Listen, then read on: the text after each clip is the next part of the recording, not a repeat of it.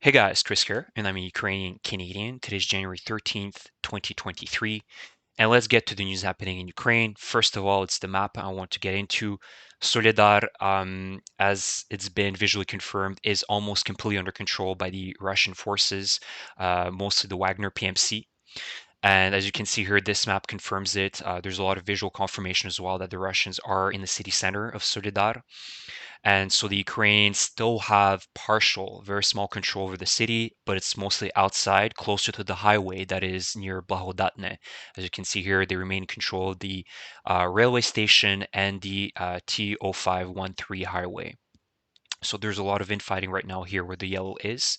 If we look on the map, this is where the highway is, and this is a very critical road that leads into Bakhmut. As you can see, it goes through Blahodatne, then Krasna Hora, and then there's a junction here that leads into Bakhmut. So it's going to be very critical for the Ukrainian forces to really defend this area as well as they can. But I've anticipated this. I told you guys the previous two videos that I wouldn't be surprised if the Ukrainian forces retreat back into the higher ground here, which would be an excellent position to really hit hard the Wagner positions that are currently in Soledar. Wagner is trying to spin it, and the Russian MOD are trying to spin it as a major victory for the Russian forces. Look at us, we took a town that is barely, pre-war 20, 30,000 people. As far as I'm concerned, that's not a major victory, but it does not put the Ukraine forces in a very good position, obviously. But I am confident that the retreat is a good decision. There was no point in holding Soledar anymore, especially with the massive waves, human waves that the Russians threw just to take this city. But let's not lie to ourselves, it is not a good position to be in. Soledar was very important to really hold that northern front. And now you can see that the Russians are having some sort of success on the northern front of Bakhmut. So again, the winter is not easy. The winter is hard for both sides. And this is why heavy equipment is critical for the Ukrainian forces.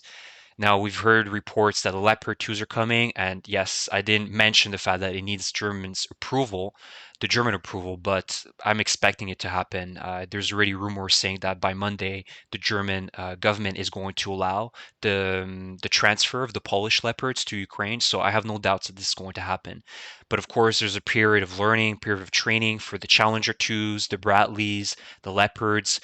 So I'm really expecting a major counteroffensive from the Ukrainian side, as I've indicated in my previous videos, within the beginning of spring, because there's a lot of time needed to learn these new systems, a lot of time needed to really implement them into the battalions and the brigades, and to create a strategy of the counteroffensive. So overall, right now, it's going to be small little Russian pushes, and I don't anticipate any major offensive from the Ukrainian side.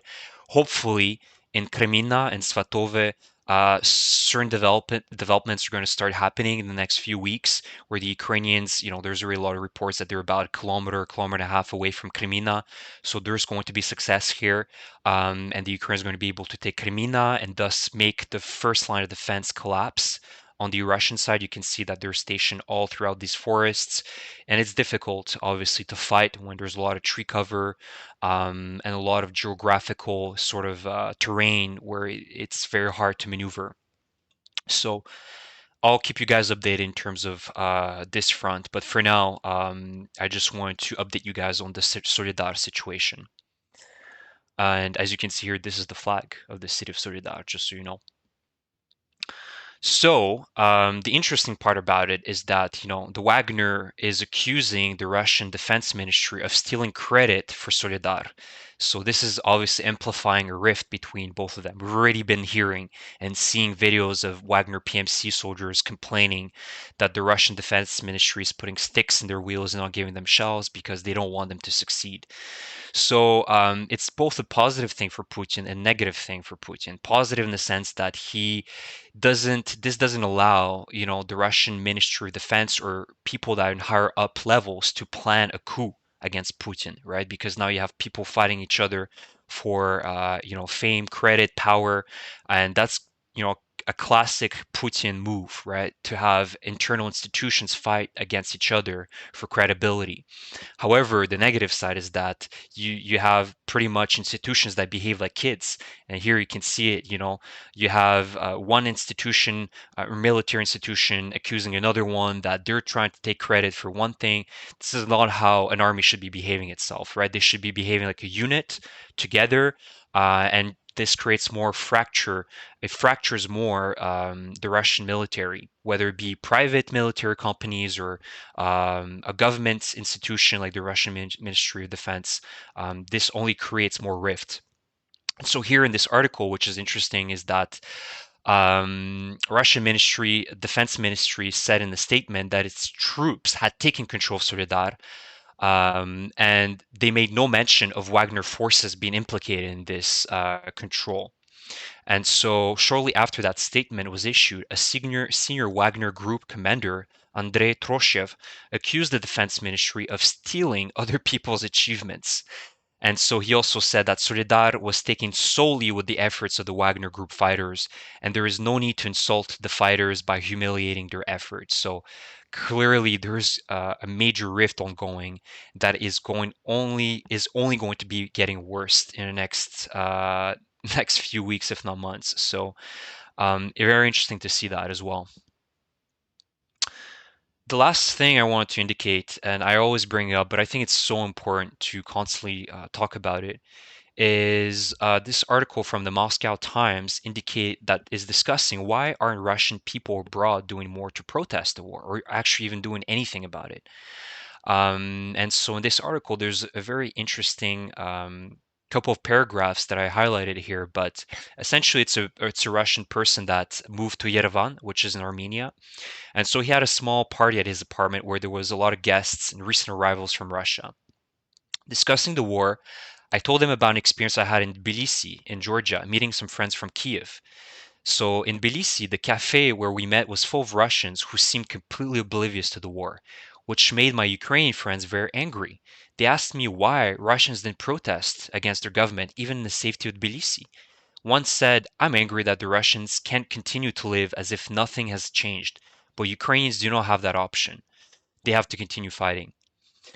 And so I asked the other party guests what they thought about this statement, so the Russian guests, and one said that we weren't capable of influencing anything, while another said that Russians didn't want to protest and preferred to simply live in peace. While a third defended himself by going the attack, saying that he had donated money to the Ukraine military. By the way, I think that was a complete lie.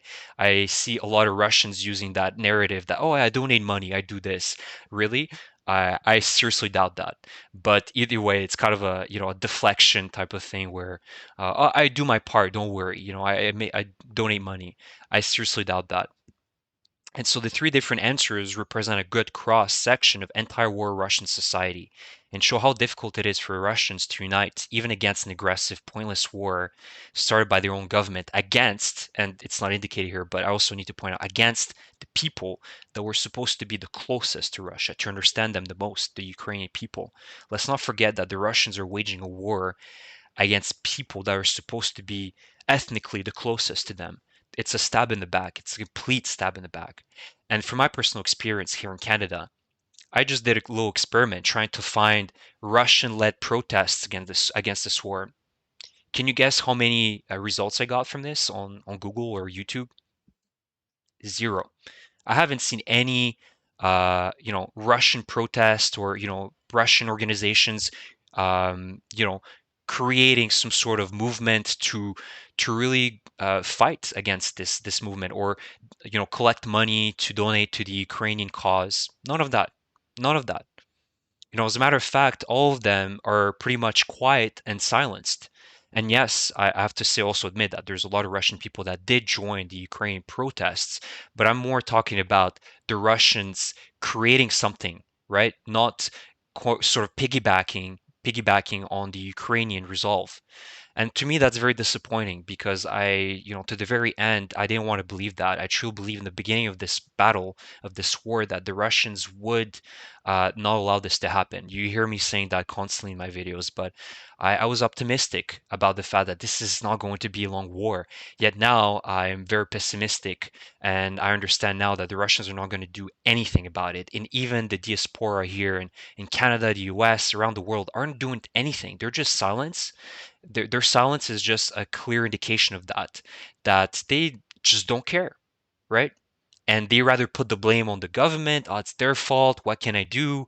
The typical narratives, as you can see here in this article, where, oh, I donate money, I do enough. No, you should be the very first people that are supposed to be on the front lines, fighting this, creating movements, trying to, collect as much money as possible, showing that you're committed to end this war. And yet we don't see any of that. So, this is just a frustration that I have personally. And the fact that the Russian Orthodox Church, even here in Canada, isn't doing a single thing about it. They're still probably promoting the fact that, what Russia is doing is holy. It's a holy war against the West. And I've personally been in Russian churches, so I've seen what they're talking about there prior to the war. So all of that is just so frustrating because you're literally seeing a nation turn into fascists, and their chauvinism is just so high up that they can't admit that they're wrong here. So that's that in terms of my slides. Now I have two videos that really, again, show and indicate why there's so much inaction on the Russian side, whether it be in Canada, in the West, or in Russia itself. So this is an interview that was done in Kazan. It's a city that is in eastern Russia. And let's see what the people have to say in regards to the war. So this is an interview with just typical Russian people, and this was translated by Anton Herashenko. So give him credit. This guy's on Twitter, and he constantly translates, amongst with another Twitter user, Julia Davis, a lot of the content that I actually show you guys. So give them credit as well because they're doing a lot of good work. So, just a question: what do you think about the war? That's what they have to say. Not enough troops were brought in. We should have bombed them all at once and finally condemned all the Nazis. Ukraine. Nobody probably even knew that we were no longer at war with Ukraine, but with 36 countries, we're fighting NATO, right? This is what the Russians now believe. This has never happened in the world since the beginning of a world. It is probably impossible to make a decision on all these issues at once, I think. It will be over soon. We're not alone. God is with us. Do you understand? Because Russia is invincible. I think everything is justified. So, is this war justified? Everything that is done, everything must be so. We have only one perspective. There are no other options. We must win. We have no other options. It's not up to us to decide that. This is a matter for the generals. I listen to Putin. He talks so right. He says everything properly, and distant countries don't think our way, in short.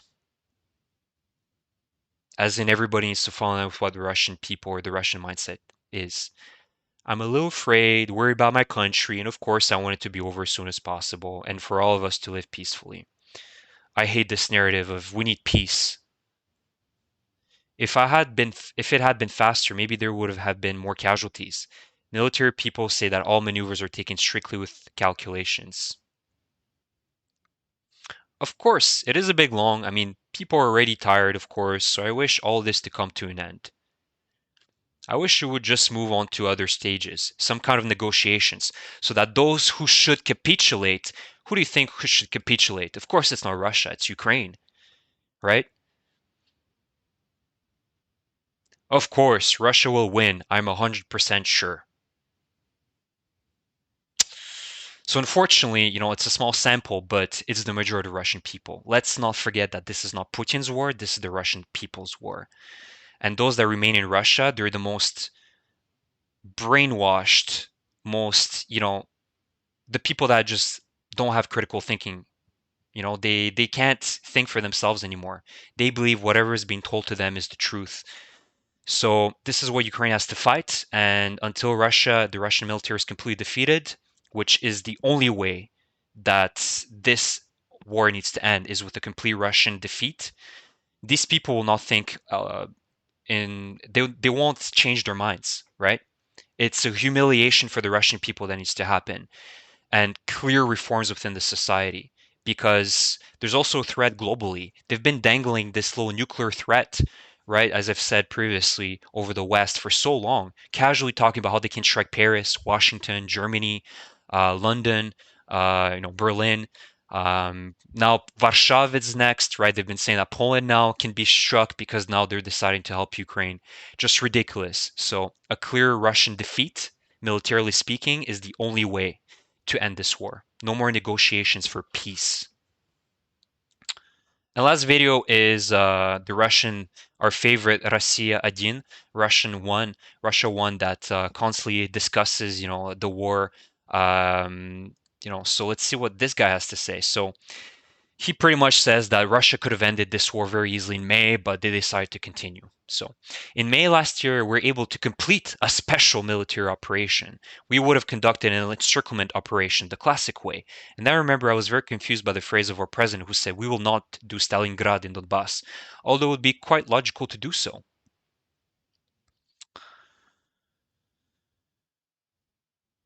Now I realize the depth of intent.